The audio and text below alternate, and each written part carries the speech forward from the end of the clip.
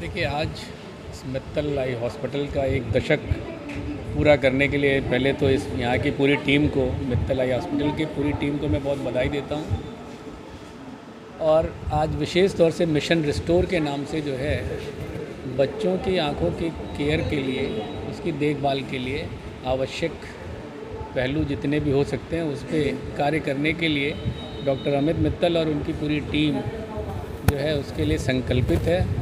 और जैसा कि हम सभी जानते हैं कि आजकल मोबाइल रील लाइफ का प्रभाव कुछ ज़्यादा ही हो गया है, तो न केवल हम लोगों पर बल्कि बच्चे भी उसका, अगर आप दुरुपयोग कहें तो कोई अतिशयोक्ति नहीं होगी, वो सभी पूरा दुरुपयोग हो रहा है इस समय, और जिसकी वजह से जो है उन बच्चों की आइज़ पे भी काफ़ी प्रभाव आता है।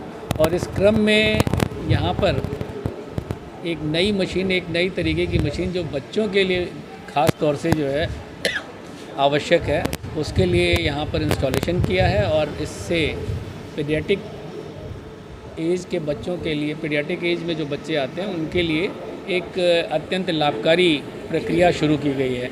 ये बहुत कम स्थानों पर अभी देश में है, तो इसलिए इसके लिए भी मैं बहुत बहुत बधाई देता हूँ डॉक्टर कीर्ति और डॉक्टर अमित मित्तल को कि जो है उन्होंने अब ये सुविधा गोरखपुर में शुरू की है, जिससे बच्चों की आंखों की देखभाल बेहतर हो पाएगी।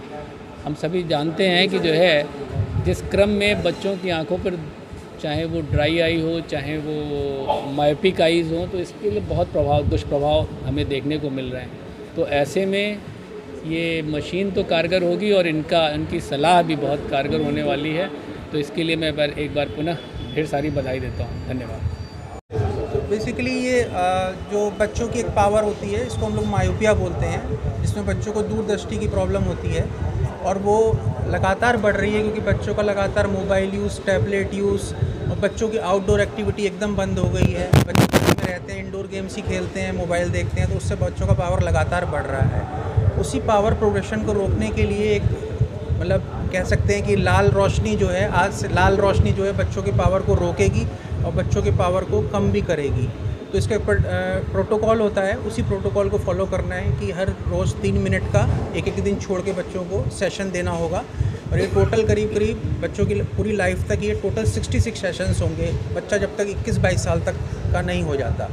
तो बहुत, मुझे लगता है कि बहुत कॉस्ट इफ़ेक्टिव है, बहुत महंगा भी नहीं है बच्चों थेरेपी के लिए। तो इससे बच्चों का बहुत अच्छा रोल आ रहा है। ऐसे इस टाइप के बहुत सारे इक्विपमेंट्स इस समय चल रहे हैं, लेकिन जो सबसे ज़्यादा रोल है इस समय इसी मशीन का है। और आने वाले फ्यूचर में मुझे लगता है कि हर सेंटर्स पे होगी और इसका रोल बहुत अच्छा होगा और बच्चों की पावर को रोकने के लिए हम लोग बहुत कारगर होंगे इससे। अभी तो पहले यूपी में ही पहला है। सर, इसमें अगर देखा जाए बच्चों को किस साल चश्मे की जरूरत पड़ेगी?